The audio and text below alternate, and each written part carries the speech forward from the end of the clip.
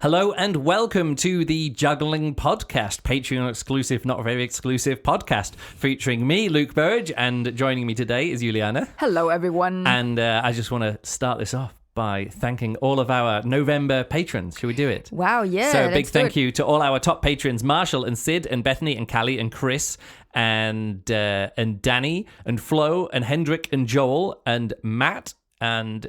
those are all our big supporters. Big contributors. Big Thank contributors. you. Now dropping down to the $5 a month. Jeremy, Juliana. Hey, Juliana, you still support me on Patreon? I still do, yes. Kathy, Keith, Mark, Merrill, Mikhail, Mike, Rafa, Status, the mysterious Mark.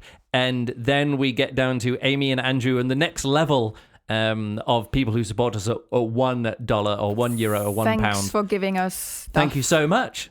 All of the money this month and last month and next month is going to the Fight Night Combat European Championships organization. Yes. Which begins, well, the organization's already begun. Oh, yeah. But the event is tomorrow. So this podcast is coming out, we're recording it now on Friday, the 29th of November. We wanted to get the November podcast before the end of the month. Kind of just...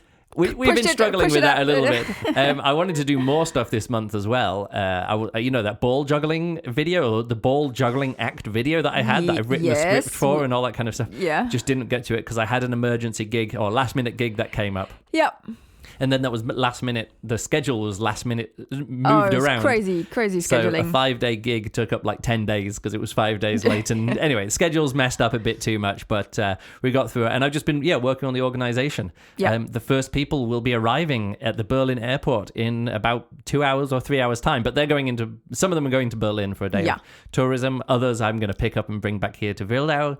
And tomorrow we have the big event. We have the big competition or the day of combat. Yeah, day of combat. We've I think that's extended a good it way out of a bit saying it. because beforehand we only did sometimes it was like just the afternoon and evening. We used to do it from like 4 o'clock onwards. Yeah. People could then do tourism stuff for the day in Berlin and then meet up for combat. But it was like, some people traveled all the way from the UK and then they only played like a few rounds of combat. And then they got knocked out or they didn't get through to the quarter, and that was it. And they're like, so now we've made it so we're going to get there. We're going to start off with some team combat. Then we're going to have a mixed doubles tournament. Mm-hmm. And then we're going to have the qualifying rounds, like the seeding rounds for the tournaments. Yes. And then the main knockout matches at 4 o'clock. And we'll be live streaming those. Although, if you're listening to this, you're probably listening to this after the live stream. And then after that, we'll play some zombie combat, hang out, go for dinner, and I'll release some highlights videos and maybe some. If there's a really dramatic final match, we might put that up as well. So that'll be coming up in the next week. Sounds good, yeah. Then after that, I was like, then I can work on this video. No, Top 40 Jugglers season is upon us. Always looming in December. So I'm a little bit disappointed. I know I said a little bit disappointed by how much videos I've put out this year. I've put out loads of videos and stuff, like loads of vlogs. And some very successful ones. Successful ones. And I'm really happy with them. But there was this video that I was planning on getting out before the end of the year, but I kind of couldn't work out what the focus of it was because I wanted to do the same thing with the club juggling videos. I wanted to do one about ball juggling videos, but then I was like, I'm stuck with that. A ball juggling act, So anyway, we'll talk about that some other time. This is probably for the better. Yeah. This video will be extra good. Well, I'm not sure if it'll be extra good. Actually, I'm thinking of toning it down a bit. Yeah. Because I was like, these are the best ball juggling acts ever. But it turns out when it's down to what I've seen live, what I react to. I mean, there's some classics, sort of like a Chris Cremo or, the... what do we see? The Sailor act by thingy. Koblakov. Some of those are like, okay, they're just the best acts ever. Yes. But once you get below like 7 or 8 like massively classic acts which stand up a decade later, a lot of it is sort of like, I had a lot of fun with that act. That act isn't very popular, but it was like massively popular with the 5 people who were then massively popular, if you know what I mean. Like, yes. There's that quote. I can't remember what it was, but it's sort of like, nobody listened to this band, but like 10 people in Manchester listened to this band and they all went on to start bands. Yeah. I can't remember what the bands were or what the scene was, but I think it's Manchester. So like nobody listened to the ... but everyone who did. But highly influential. And so I wanted to. So then I realized, it's just my favorite juggling acts or juggling acts that I saw live, which I see the influence of that in other acts. So anyway, that's what the video is going to be about.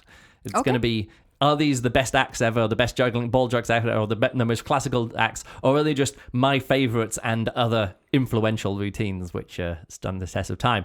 So anyway, I'll do that thing. I'll do that video probably in the new At year some now. point. New Yeah. year now. Upcoming is I don't know. Let's just get on to today's topic. Shall we do it? Yes. I don't have any other updates What because we're here for. everything else is coming in the future. Let me bring up my notes. Okay. So today's topic is glow props, LED juggling in the dark. I'm not quite sure how I want to frame this. What the title is going to be. Yeah. Because it's one of those things where it's like almost by definition a new thing, a new topic. Right. But it's not really. No. Because one of the earliest color films ever was somebody doing club swinging with glow clubs. It's Okay. like I should have actually. I didn't do the research now, but it's like you can find this. It was filmed with a lens with like 3 different film things on front, like before even color photography or color video was a thing, and it was just like a vaudeville act, and they would have light bulbs in swinging clubs and stand on stage and swing them around and make glow patterns. And Okay, things like I did that. not know that. Yeah. I should probably find a video and show you later. I should have Yes. credited it, but again, I didn't do a full. I realized, I've done all my research, and now I looked at it, it's like I don't Not all actually the have the name. research done. But the modern glow juggling comes from the time when you can actually throw and catch stuff, because you couldn't throw and catch those because if you drop them, there's literally light bulbs in them, and And also, would break. wouldn't it also be connected to like wires? Yes, that's the thing. There's literally cables running up the back of the juggler. So batteries is a really a step that pushed it forward. Yeah. So being able to, no, not batteries, because you've been able to put batteries in stuff for a long time. It's actually LEDs and lights which are bright enough that you can put enough of them into a prop. My first experience of this was actually the first ever experience of this type of juggling, which is at the British Juggling Convention in the year 2000. The gala show, the public show, was legendary. Even to this day, it's amazing. Like the number of good acts in that was insane. Okay. Because what happened was they'd booked Anthony Gatto to do the show. Oh. And if you book Anthony Gatto to do the show, everybody else wants to be in the same show as Anthony Gatto. Yeah, that really pulls people along. Pulls people along. So there was like the Gandini Jugglers, Gandini Juggling Project was doing a show at the Millennium Dome at the time because it was in the year 2000. And they brought both casts of both of their shows, their rotating casts that were performing daily in the Millennium Dome. So normally there was 6 jugglers. So I think they had 12 jugglers on stage doing, that show.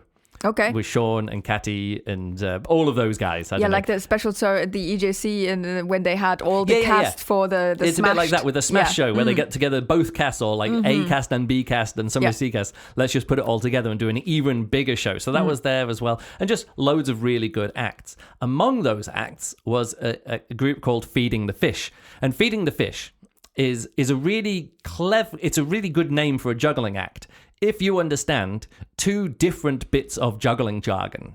One, which is a feeding pattern, so it's a passing pattern. Yeah, okay, yes, feeding, yeah. And also, at the Fish? time, there was a juggling club from Beard Juggling called the Radical Fish Club. Okay. Have you seen the Radical Fish Club? No, I don't think so. I think I just saw some recently that somebody, I think Play Juggling, was going to like redo the mold and something like that. Radical Fish Club. Is it in the shape of a fish? No, it's of course. There's a game company called Radical Fish. Oh no.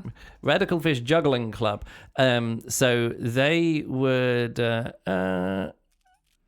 So this is what a radical fish looks like. Okay, so there's like a satin ring in the middle. Yeah, well, it's like a club which is thin, but then it's got a bulb on it as well. Okay. So this is it says the Radical Fish Club is part of is part of club history and juggling in general. It's thin and elegant in its original shape, had an impact on the whole generation of contemporary jugglers in the 80s and 90s. It had its heyday with the Peapots, who made a series of very innovative videos at the time with a very contemporary style of juggling. We brought this model up to date by integrating the PX3 system into it. This version was born from close collaboration between Net Juggler and Play Juggling. So that's the Net Juggler. You know the guys who we went into their stall at the EJC? They had their stall on the outside in that truck. Yes. That's the Net juggler guys. So they've obviously worked out, hey, this is a PX3 with a different body. Okay. But this looks just really strange. So it looks like a UFO fish, kind of thing. Yeah, it's really good. So, and it's got a top end, and they had these like bulkier knobs on the end. That's not the original size and shape of it, but yes. It's a good one. It's an interesting shape. And in the 90s, that was like a very popular club. 2000s, less popular, and now it's like a revive. It's like a retro shaped juggling club. Yeah. So Feeding the Fish did club juggling with Radical Fish. Passing patterns with 3 people. Okay. So you're feeding fish, like it's a no, feeding pattern with fish. Anyway, don't know why I did that big digression there. Anyway, they came out on stage. Yeah. And they didn't have Radical Fish clubs. They had normal looking clubs, and then they started juggling them, and the lights turned off and they started glowing. And you're like, okay, glow act. But then the music changed. And the colours of the clubs changed. And I was like, what? Mind-blowing. And then the colours kept on changing. They did a whole juggling act. And it was the first ever programmable LED club juggling act that had ever been performed. Wow, that's epic. And it's like a footnote in the show where Anthony Gatto was performing. Yeah. For me, anyway.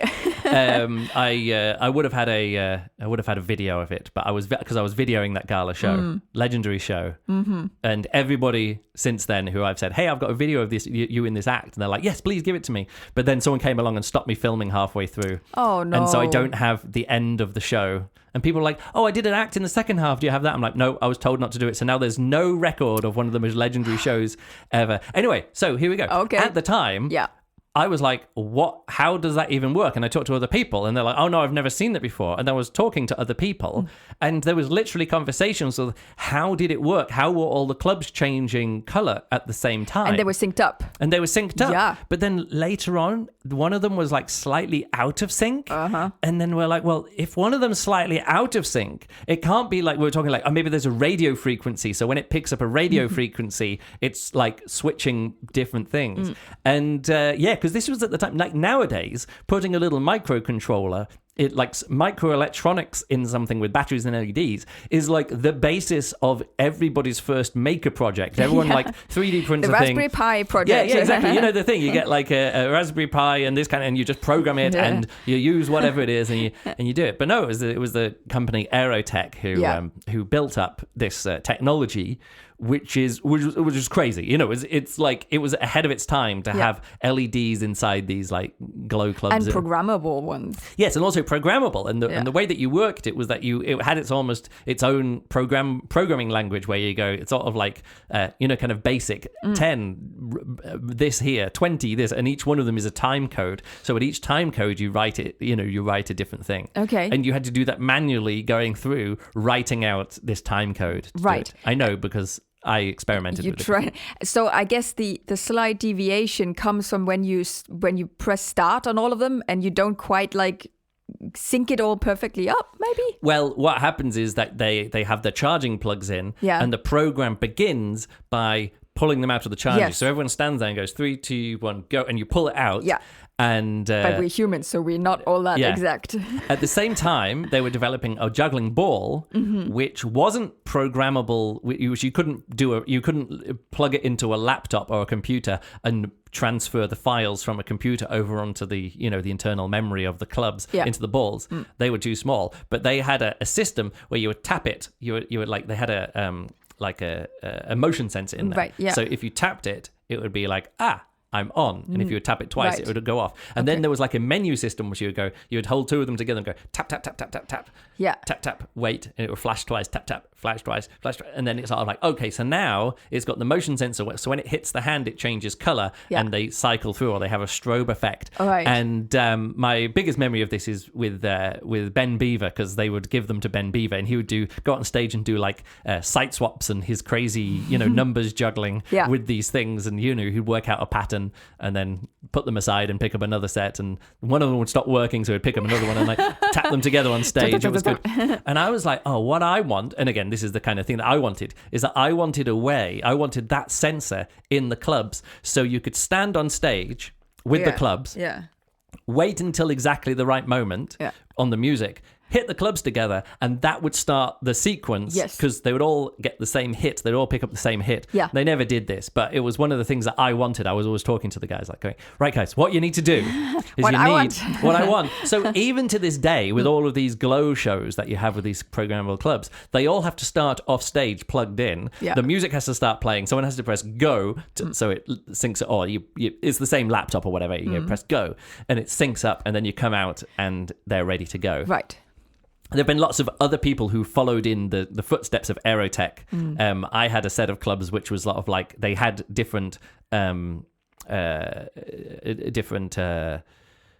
programs, but they weren't programmable. You couldn't say what the programs were. Oh, you were just picking from options like, Right. these are solid blue, these are solid green, Okay, these yeah. are solid red, Yeah. or these strobe between them, or these go through like the demo pattern as it goes, through all of them. So Yeah. the demo pattern was really good because you could just pull them out, you could unplug them all. They had the same kind of thing, like a charging thing at the end. Yeah. You'd unplug them all, And they then would it starts. be ready to go. Yeah. Can't remember what the name of that club was. These days it's the Flow Toys. They've got their things, and they Yeah, very nice. actually do have like a Bluetooth or RF kind of transmitter that you can press, Yeah. and it changes the sequence or Yeah. updates the sequence. I don't know how well you can pre-program that, but Yeah. what we have now is actually kind of like, I wouldn't say fully mature, but this is like 24, 25 years later. Yeah.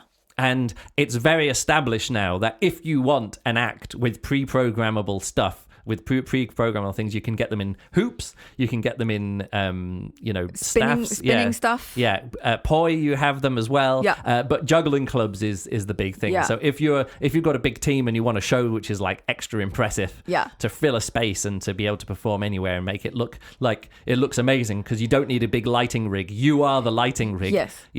You can And be. you because you travel with it. Yeah. You don't have to have sheets and where you're telling people to do Yeah. the cues and all the stuff. Yeah, so this is kind of like, I just wanted to go over a little bit of that and say that like now it's very visible with the Gandini juggling project. I think that's like they're doing their classic Gandini juggling patterns to classical music. Yeah. Works really, really well just as a club act. Yeah. Because they have a good sense of rhythm, and they're kind of very structured juggling where lots of people do the same thing at the same time. It's very visual. Very visual. Yeah. Not overly complicated patterns, although some of them, they do get very technical at some Well, point. the complication comes from everybody has to do it very exact and Yes. very synchronous. That makes it the beautiful Yeah. picture overall. So them doing this, and then you add into that, how about they do it in the dark? Yeah, With of all course. the clubs being with glowing and Yeah. stuff. And I've seen them perform that act quite a few times. They performed in Berlin quite a few times. They did the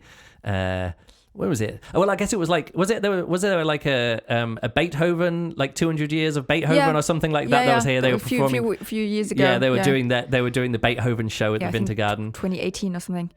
Oh, no, it was earlier.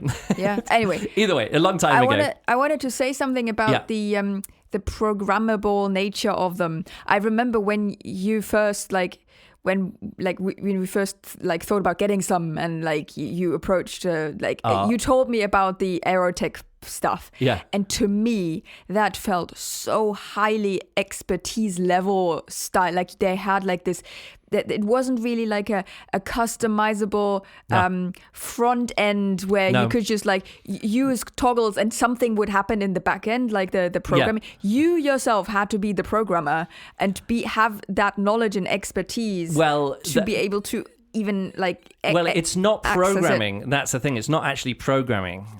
Okay, but it is. Let's go through this. So in this case, one of the reasons why I didn't want these clubs, which I was annoyed about these clubs, is that the software was Windows only. Oh, right. Okay. At one point, yeah, and you needed a laptop. Yes. You pretty much need a laptop with you traveling, and I had a MacBook. And I mean, this is years later. I always looked at them, but their thing is, they're quite expensive. I don't know how much they cost now. I guess I could just go to the Aero. It wasn't like 120 euros per club or something. No. It started off as like 300 pounds. Oh, okay. So I'm just looking at what's this. This is Oh, look, they don't even have a price here. Okay. So it's I'm just looking for Aerotech. Oh, look, the development of the Juggling Club. There's even stuff here. Juggling with the Lights Out. Daniel and Dominic, they did a... Junglissimo. Yeah. Yeah, it makes sense. I can't just... I thought I would just be able to find this as well. Anyway, I thought that by having like apps now as a way of making it... Yes, I think that would be much better. Here's the thing. When I borrowed a set... Like, I always wanted like to do programming stuff. Yeah. And one reason why I got a laptop and I made it so it could dual boot into Windows was to run... to try and work this out. Yeah. And I remember taking my laptop along to the guys and just saying, look, can you get this working? And because it was a dual boot, it wasn't working and the Mac was differently. And I was like, look, if this... And I was getting to the point. This was like in 2008, 2009. I was like, if you... Or maybe 2010, 2011, I can't remember. I was like, if you get this software on my laptop working, if you get this software working here at this convention, I'm willing to buy a set of, 5 of these clubs. Yeah. But it didn't work at the time, and so it didn't work out. But yes, so what happened was I borrowed a set of clubs. Was it Tina's set? Yes. She had a set of juggling clubs. Yeah. And she actually needed her, literal professional lighting technician boyfriend to work out the programming. So I started working on this, and I was like, what I can do is I can just use my knowledge of like Python programming to just say, all right, this color, this one, and just wrote like a script which would take like at this second do this and do this for this long. Yeah. I kind of wrote my like meta next higher level up Python program to spit out the different programming for the different clubs. Yeah. And I experimented with that for a while, for a few months. And then I gave the clubs back to Tina because I was like, this isn't me. Yeah. And while it is great for a lot of jugglers, for example, a large group of people, a Junglissimo, a Daniel and Dominic, a fusion show team or whatever Moritz and Juliane is now. I don't know. I think they're performing in Berlin because I see that they're training at the currently in Catacomb. Berlin. Yeah. So if you're 2 people juggling clubs, like just going all the way back to the root of it, feeding the fish, had it right. Passing. They had the right formula right from the start. Yes. Club passing between 2 people. And the thing that ties you together is the juggling. It fills the stage, and you're being tied together by all the clubs doing the right thing at the right time. That's why Junglissimo can come to the EJC like 4 or 5 years, or like do like 4 different shows in acts and all that kind of stuff. Yeah. Is because it's so effective. It's so visual. It is. As a solo juggler, it feels. If I realized that for me, it would be a gimmick in my show. If it was like, if I was like Oliver Grosner, who does like some cool clubs and like some ball tricks or whatever like that, does that stuff and then finishes off with a club act, or club routine at the end of his 7-minute act, that becomes a payoff. But for me, in my 2 different 45-minute shows, it would be like, I already have a club juggling act. Yeah. I couldn't do a club juggling act and a glow club juggling act.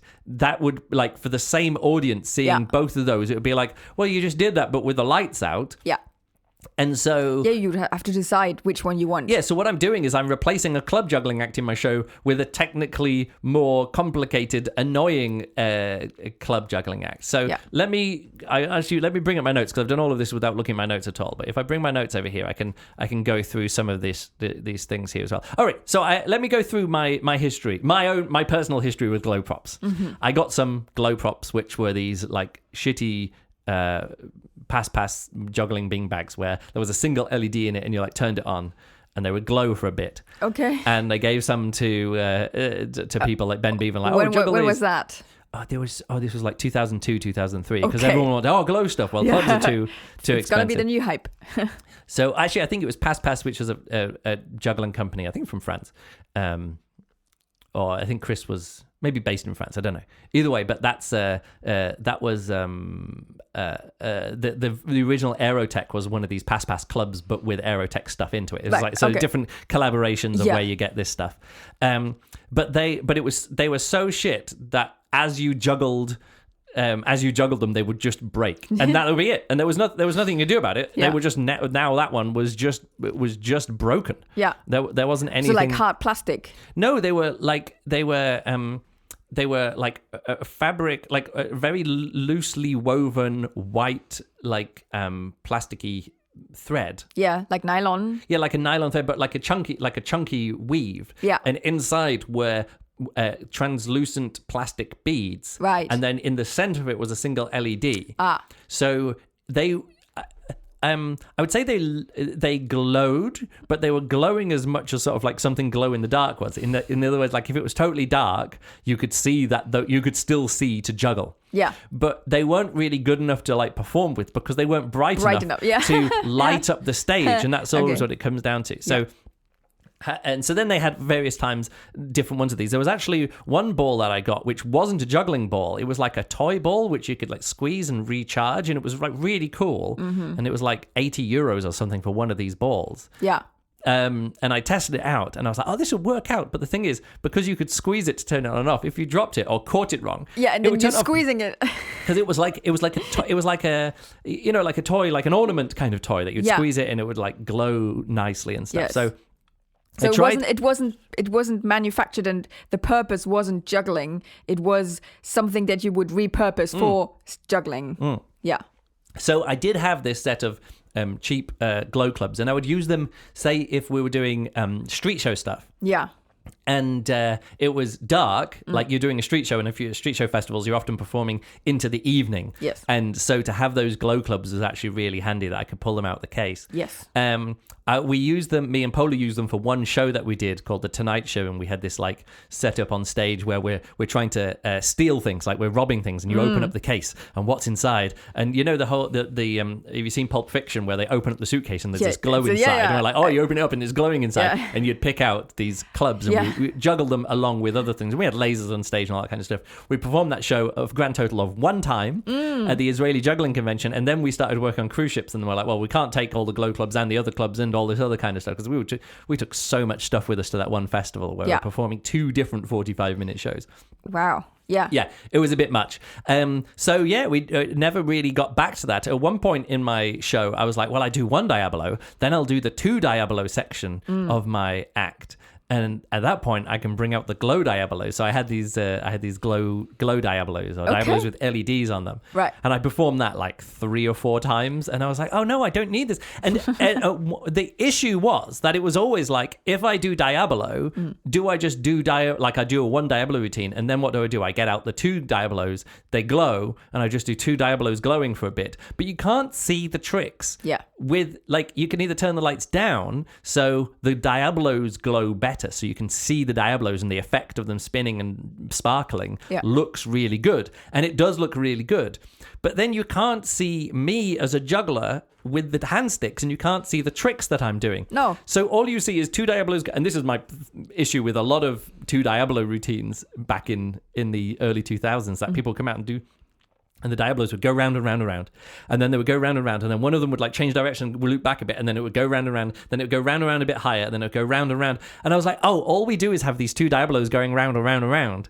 Even when they're not glowing, and I can see as a person watching exactly what's going on. Yeah. And then if you do it in the dark, all you have is 2 Diabolos going round and round quite a lot. Yeah, the purpose of what you need to do as an act. Yeah. You need to change your idea of what this is about. And it was always just like more things to go wrong, more issues to have, more technical stuff in my show. Yeah. And I'm like, no, I don't need to do that. Like, I've got this 3-ball and video routine, which is like a really fun technical thing, which is, you know, the balls aren't glowing, nothing's glowing or anything, but there's like technical stuff going on here. That left my show. Yeah, it makes sense for you that these things don't really fit in your show, because your show, you're not relying on one act that blows everybody away. No. And here's the thing. And this is what annoys me about other people. It's fine for the Gandinis to come out and you not be able to see them very well, even though they often, when they do the glow acts, they're often wearing white, so you actually do see them. They're like ghostly, but you can still see them going on. But what you actually like about this, with like a Jonglissimo or even Ben Beaver juggling on stage, is that you don't need to be able to see them and their personality and their face and to connect with them as a human being for the show to work. Yes. And then I've seen other people do glow juggling. I remember Marco Bonissimo from Argentina, and he came over to a convention. I can't remember which convention it was, but we were performing in the same show, and I did my act. And then I think it was the BJC in Cornwall, and me and Pola were performing there with the Art of Juggling. Yeah. And he is a really great guy, really dynamic, really engaging. He's got a really nice smile. He's got really cool juggling. He's got movement. He looks amazing because, like, at the time, he was doing like the sear wheel and all that kind of stuff. So he like juggles with his top off. He's ripped and stuff. Yeah. And personality, interesting stuff. And then he went on stage, and he came on stage when the lights were off, and he did a juggling act.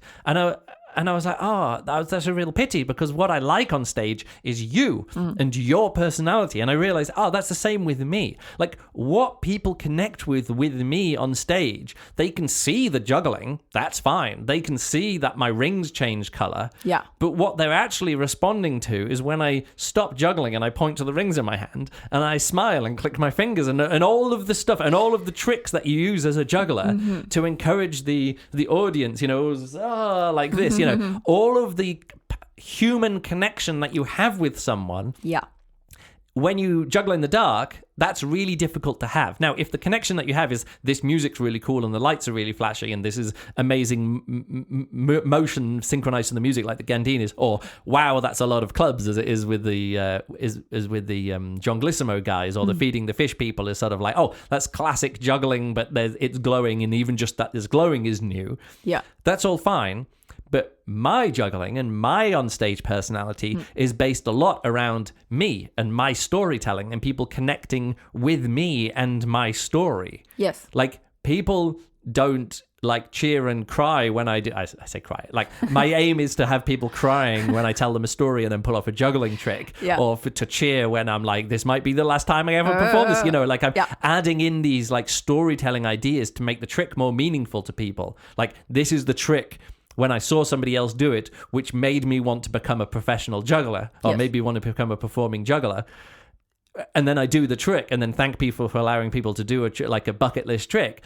That's the thing that people are connecting with me, not that the lighting changes or that, anything's going on. So people need that connection with me. And every single time I've ever tried to do something with like, I can do something dark or with glow stuff, it always comes back to a sort of like, this is replacing something in my show, which is a strength of yours. Yeah, this is replacing something which establishes my character and personality and charisma and all the other stuff on stage more.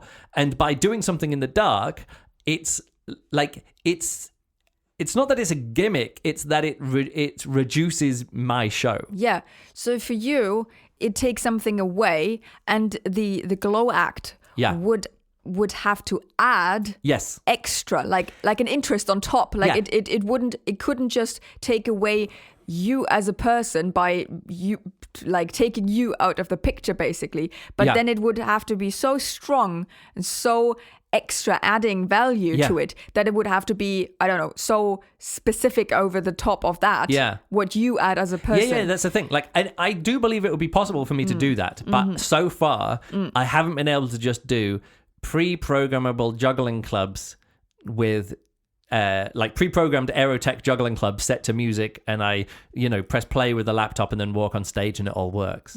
In the future maybe I'll be able to do that. Like, the way that I made it work with the club the cheap ones that I have is that I had a string which would go to each one of the you put these like little headphone jack kind of things into the ends of the clubs, which if they were powered, they would charge the clubs. Right. But if they weren't powered, they would just turn them off. Yeah. So I had some just plugs, which would just the on and off plugs, and then a string going to each of them. So when I picked up the 3 clubs and pulled them out, all of the clubs would just turn on at the same time as the plugs would pop out. Yes. But it's sense. Like, that's not very elegant, But you'd think like in our current time where we have Bluetooth. Yeah, well, that's the thing. That's with the Fire Toys. What the Fire Toys were, they have a remote control. But also now with the phones, you would expect there to be an app. There's lights. This Elgato light that I have has an app to it. Yeah, like there's an app where you can then literally do it, and then you walk on stage and... But here's the thing.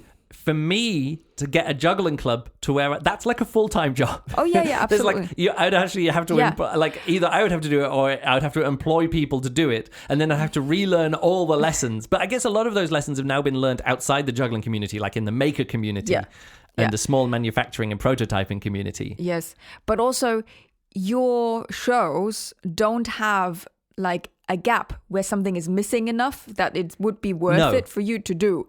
But if you would want to come up with a separate act, like an act that doesn't have to go in your show, but just like a thing, like a 7-minute thing, like a contained, this is the thing that I then do. Yeah, well, I was thinking of doing that with the magnet machine as well. I was like, do I need lights on the magnet machine? And then I was like, no, actually, I like that it's purely mechanical and magnetic. And it's not, I mean, magnets have got something to do with electrons, but really it's everything's mechanical. If you look closely, you can see, you pull that thing, that string goes down there, that gets pulled, and that works in that way, if you know what I mean. These cables pulling things, and I realized that introducing electronics would make it look too advanced or too technical by putting LEDs on it. It would look like a computer machine rather than a like steampunk kind of like, that could have been like juggling machine could have been invented. I want to feel like it could have been invented 150, 200 years ago. Yeah, absolutely. Even though it's like built with more modern materials with aluminium and stuff. But I like it that it looks like that. For example,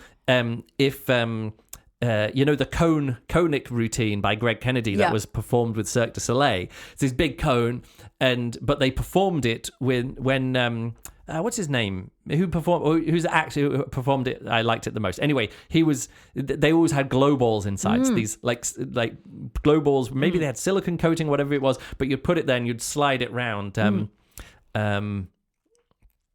Can't remember the name of the juggler who did it. Anyway, other people did, not just Greg Kennedy did it. Other jugglers have done that. But that was glowing, so it was like, and then you could fill it up with smoke or whatever like that. It could become a really theatrical. Yeah. But that kind of depended on having like a massive cone on a crane being winched up and down. All the logistics around it, you couldn't just do by yourself. And so that's the thing. In my show, I could probably make a very, very dramatic ending to my show. Yeah. Or a dramatic finale with glow clubs. But the technical overhead of that requires a team. It requires like having a technician whose job it is just to do that. Which, again, with the John Glissimo people, Manuel is back there and he's like, you see the backstage photos and they have like 22 juggling clubs all plugged in. And that's like a full-time thing. And you can do that if you have like this lighting thing is the show. This is what it is about. Yes. But for me on stage, I have to be on stage for 45 to 50 minutes and be entertaining the audience for the whole of that time. There isn't really a moment in my show where I can just go off stage, press play on a laptop and walk in. And also I wouldn't have time before or after and between my shows to do all that kind of stuff. Yeah. Okay, so here's some experiments that I've done over the years. And that I'm just putting this out here because now anyone can take these if you want. Yeah. I'm not saying they're good ideas, but these are ideas that I've experimented with. One was the magic non-gravity ball. So what you do is you go on stage and you've got 3 juggling balls, glow balls, so you can't see me as a performer. Yeah. And you juggle them and it looks good. But then one of them stops in the air and just pauses. The juggling pauses and then the juggling carries on and it pauses. And the way this works, and I came up with lots of different ideas for this. And the way that it worked is that I had 3 glow balls. One of them was on a stick. Right. And the stick, you couldn't see the stick because it was black. Yeah. And you juggle, and the stick was always pointing back to me. And then at one point, I could angle the stick up. I'm miming to Juliane now. It's not that trick. It's not that easy to see. You mime it up, put the stick in your mouth, and then when you throw the ball that next time, because it's in your mouth, you can then pause it, and it stops. The 2 balls are one ball in each hand, and the one ball. You. Well, it's in front, above, whatever, but it's in my mouth, so I can then control it, and then I can as I move my head around, the ball moves around in the air. Which is a really great effect, and it looked when I videoed it looked really good. Yeah, it was very difficult to do because I was actually also having to do it in the dark. Yeah. However, I realized that so many of my ideas, or a lot of my juggling ideas for juggling acts and juggling shows, they turn out I'm actually doing a magic show. So much of what I end up doing is sort of like, that effect is really good. How does it work? And as soon as people have that effect is really good, how does it work? People turn off and don't think of it as a juggling act anymore. They think of it as a magic act. And a riddle to solve. I've performed quite a lot of acts on stage. Some of the video juggling stuff that I did with some shadow stuff, and then I walk behind the screen, but then it's not a shadow, it's a video projector. But I never thought that was going to be I never thought that was a magic trick. I was like, I'm just doing an act, but there's a video projector on stage. If people didn't see the video projector, they just thought it was like a rear projection or like a light shining on it. And when I walked walked in there, even though there's a special effect that I split into two people, like that I filmed with Nathan and we were walking on it, and it turns out to be an okay-ish juggling act and a kind of okay-ish, not very satisfying magic act put together. And you're like, oh, so it wasn't actually, in the end, it wasn't actually a good, satisfying act. And I only ever performed it 3 times and never performed it again. Because again, the technical setup for it was way too big. Yes. Even if I still use that screen or parts of that screen for, I still use the ideas that I developed for that with that screen in other parts of my show. My 3-ball video routine, where the video is on the outside of me, I developed for that screen, and others too. Although that's the one that still survives because it's the only one that doesn't require the screen to be exactly the right size. Yes. And the projector to be exactly the right and distance. In the theaters you perform is mostly often just a projector. Yeah, it's just what a projector or now an LED screen, so the shadow thing wouldn't even work. Yeah. So, that's one of the things that I did. Another thing that I did with this screen, or the idea always to do it, I wanted to show where the whole point is that there's a screen on one side and me on the other. So sometimes stuff's happening on the video screen and sometimes stuff's happening in live, and sometimes they're both happening, and it's like a playoff of each other. One of the things that I did was long exposure photography with glow clubs or glow stuff. Yeah. With the idea being that I could live in front of the audience while music's playing. I always had the idea of this would be a live music thing, that there would be my DSLR camera was set up to take a live long exposure, like a 20-second exposure. I would do I would draw something with a glow club in a shape or just with a light in my hand, and then it would click. And then it would show that image on the left-hand side of the screen, stage right on the left-hand side from the people seeing. So it would glow there and it would show it. And then I could draw the next picture and it would go click and it would update it. And this when I did it, looked really good live. Again, I never performed this. It was always just an experiment. Live art, because it was going to be part of the Art of Juggling show if we did a longer Art of Juggling show. Of course, makes sense. It's like live drawing. And then it light. became part of the room show. And then I was like, can it work out? Here's the thing. Didn't work out because the environment that I was doing this in had to be very dark. Yeah. And that's fantastic if you know that you're only ever going to perform in a professional theatre, black box theatre, where you can you have full control over the lighting. But even the light of the image being projected onto the projector, onto the screen beside me, was like too much light pollution to do that kind of thing. Again, too technical setup, not enough control. And it looked good. Like the images looked good, and it was fun that I could draw a picture of a juggler and then do some juggling next to it. Yes. And isn't this then what then in 2016 Junglissimo did when they did this, like... Well, yeah, that's the thing. Technology catches up. Technology moved on. And then... Technology catches up. But in 2016 and 2019, they showed that they did the EJC. But at that point, you can just have them juggling and have a video looking at the screen and then do live video effects, which is something that I would love to have done. But when I was trying to do this in 2007, 2008, you couldn't really do live projection. I mean, you could do it, but not in a way that me, Luke here, and by yourself, one other person could do easily. And I was looking for things that I could do. And again, this is just one of many examples of, we did a whole podcast of 2 big shows, or like the 2 technically difficult shows to actually be able to perform often enough to get good and successful at. And that was just one of many things along the way of Luke's doing a show which is too technical and can't work it out. The club juggling with the programmable stuff, I tried it out, didn't go anywhere, and other things as well I've tried, and it's not because it's bad, it's just because, again, it didn't fit with me. Like, what do I have to add here, which Junglissimo and the Gandinis and everybody else is already doing, which is like juggling either with a video screen or just live or whatever it is, like me mixing in live video stuff. I was doing that like 20 years ago before anybody else who does it now, and I found my niche in this way. That exactly. I need something that I can perform in a random theatre without any technical setup, like play the video and it just works randomly, and people are like, oh, that's really effective. I was like, yeah, I know, and I've had other better ideas with this, but it hasn't worked. Like, for example, I'm looking at now like using a computer game engine to make the animations rather than just keyframe. Oh, I think I mentioned that in the last podcast. It's sort of like a project for next year. is to Slightly update refresh the graphics in my 3-ball and video. Yeah. I was like, yeah, but if it's computer graphics, maybe it can be live. So if I drop, someone can press a button and it can go drop. And then it's like, oh no, but then it takes it away. Like I like the idea of it being, and then I'm running away with different things. Oh, what else can I do with on-screen live computer game graphics while juggling? Well, and suddenly it's not the same act anymore. Now it's a completely different act. Yeah. The biggest project that I wanted to do, which was it never got beyond the written proposal stage. Yeah, which is a show called Blackout or Power Cut. I mean, it was a working title.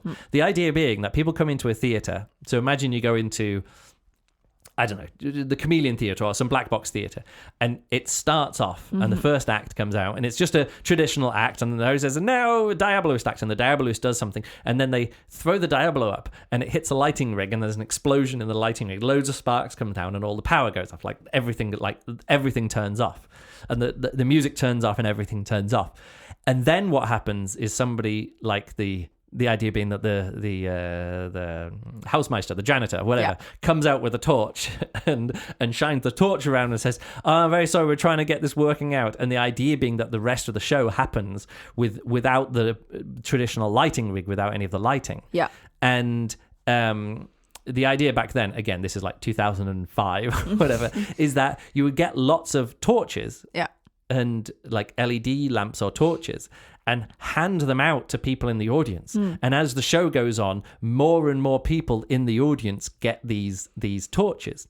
And then the whole show is about the acts and the host of the show trying to get the attention of the audience to shine in the right place. Right. Yeah. So the entire show is like the audience interaction is whoever in the audience has one of these torches or high power torches or even low power torches would be like they would be deciding, and then there would be the show would be then about can we still do the show while trying to fix the lighting rigs. The idea being that there would be aerialists trying to get up to the lighting rigs and other people throwing stuff up to the lighting rigs. Yeah. And in between, here's an acrobatics show, so you can slot in other acts. Yeah. You know. But also then you could have multiple acts doing stuff at the same time on stage, and depending on where the audience members shine lights on that's changing the show. What I wanted is actually to have the acts who weren't on stage at the moment go and sit in among the audience with torches to help the audience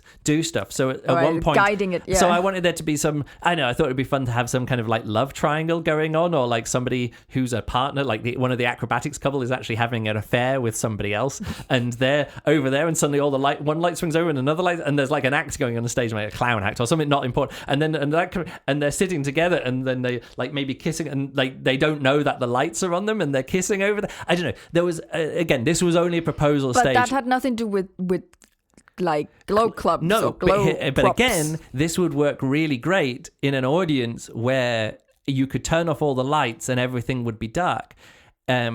If you could control that. So it'd have to be in a very controlled situation. Yeah. So it's not the kind of thing you can go, oh, I'll just try this out on an open stage, like this is a full then show. It gets difficult. And these days you wouldn't even need that so much, because you could just say, oh, everyone in the audience get your phones out, and we've all got a flashlight. Yeah. So you although that's not very directional. It's not very directional, but again, an audience of a modern audience has the lighting capability to light it up. Even you wouldn't have to give out 20 or 30. And I thought by the end of it, like most people in the show, and I had always had this idea, this image of how do you get everybody to turn off their lights? And I was like, someone on stage could pretend to juggle with the torches. So you could stand at the back of the stage and you put your hand out and a light would be there. You put a hand out and a light would there. And then you could pretend to throw. And I have seen this done on stage. I think I even did it once. I can't remember, because I was testing it out on like a Renegade stage or something with a spotlight or an open stage with a spotlight. So you can use a follow spot, and you can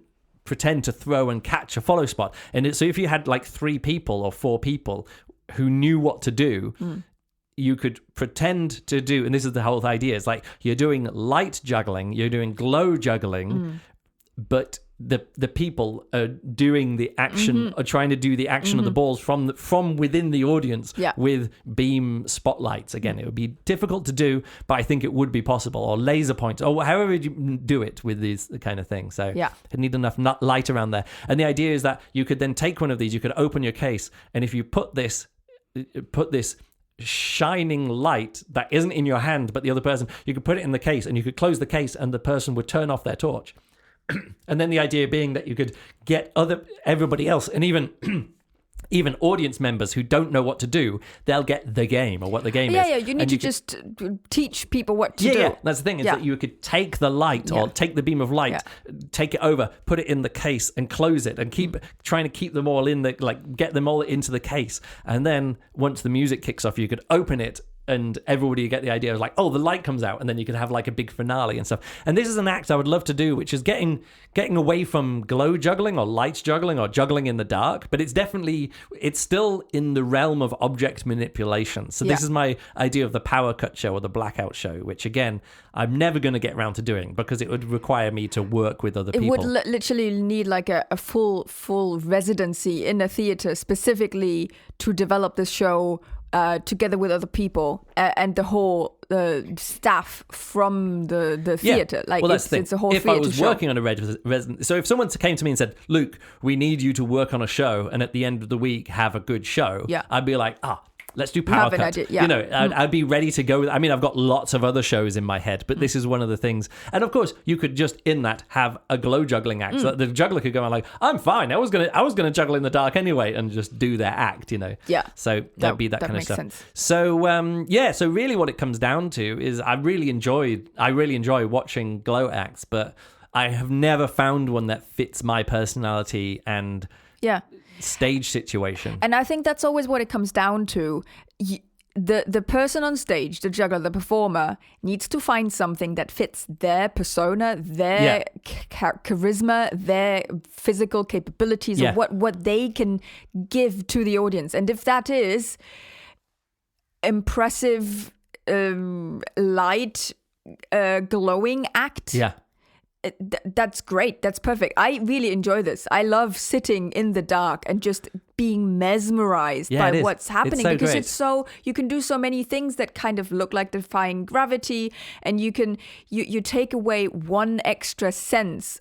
As in, like the light situation, like kind the of context, it kind of like focuses it so much that you kind of lose all the distraction, and the performer on stage can really like manipulate what they want to show everybody, because it's so focused on one thing. So it can work really well, and you don't have to be that great of a performer, for example. Well, that's the thing. It's like, it rewards people who don't have the on-stage presence of like a great, like Chris Kramer never needs to do anything like that, because his on-stage persona is so charming and engaging.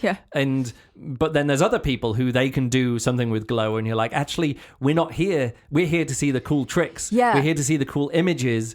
Like, it doesn't actually matter who's there. The person steps into the background, and that works really well with some people. And so like I think the opera show, was it the Akhenaten show? They did some. Was there some glow juggling there? I can't remember. But either way, what I'm saying is that the people on stage, who is one of the jugglers in the end doesn't matter. No.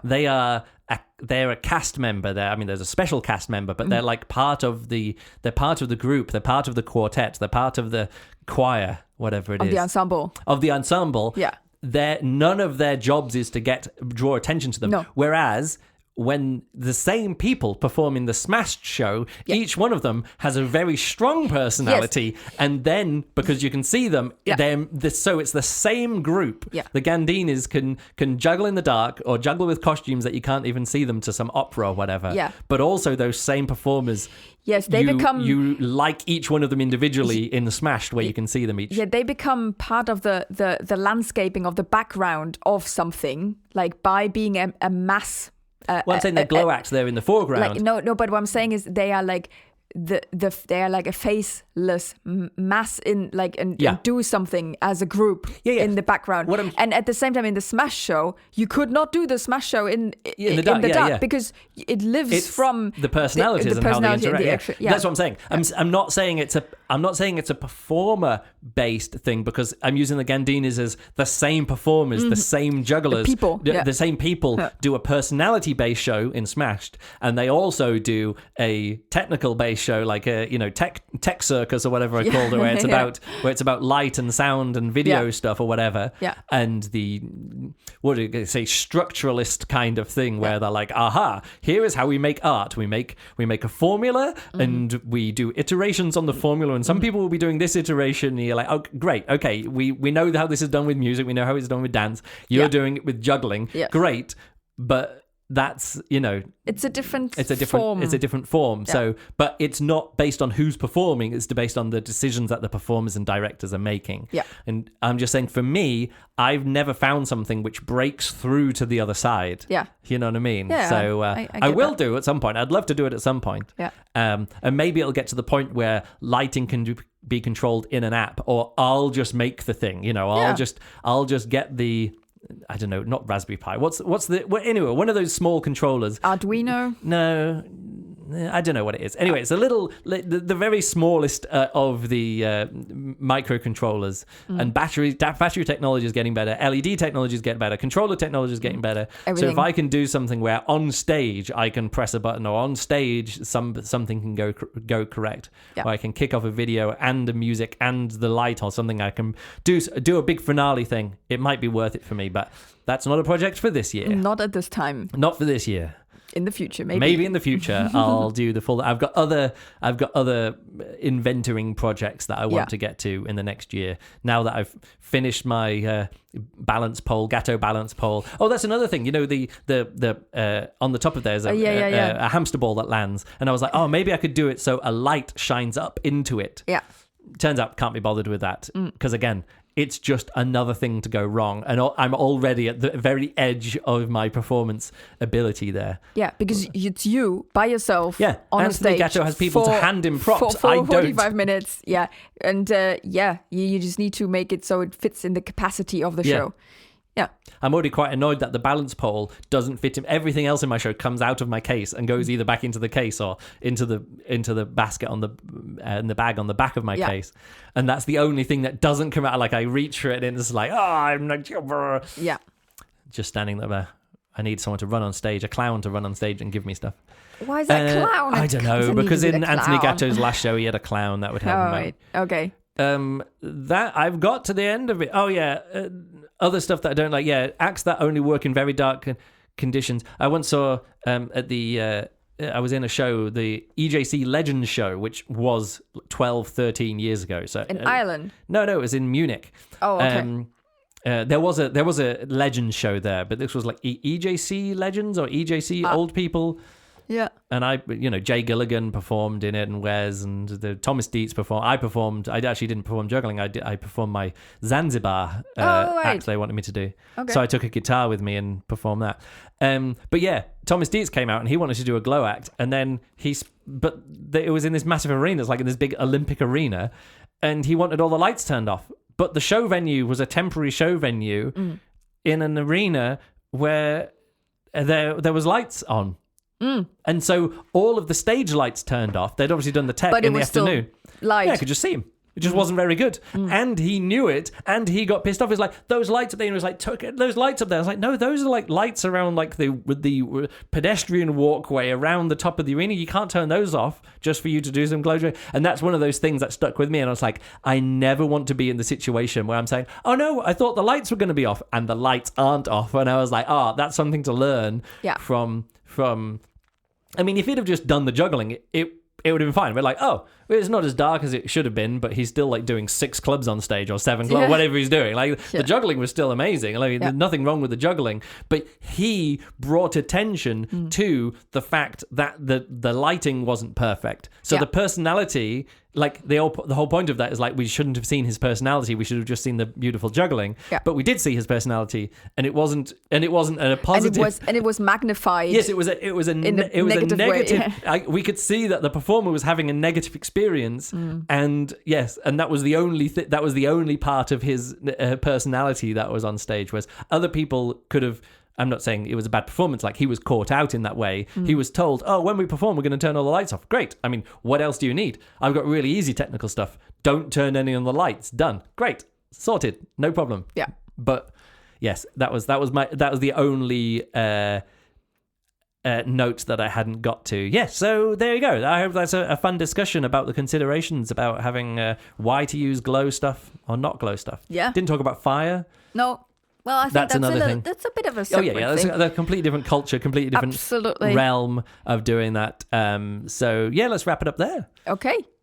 Don't have anything to say because we don't do anything at the end of these podcasts. We just say... We just look forward to all the events that are coming up our way, like in real life. And thanks for supporting us on the Patreon. If you don't, go over to patreon.com/Luke Burridge and you can support us. We'll read out your name if you give us enough money. Otherwise, you're just supporting continuing discussion and video, top 40 combat, other output that we do here as well. And your involvement in the community. Yes, overall. that's really great. Thanks a lot for listening and we'll catch you next time. Goodbye.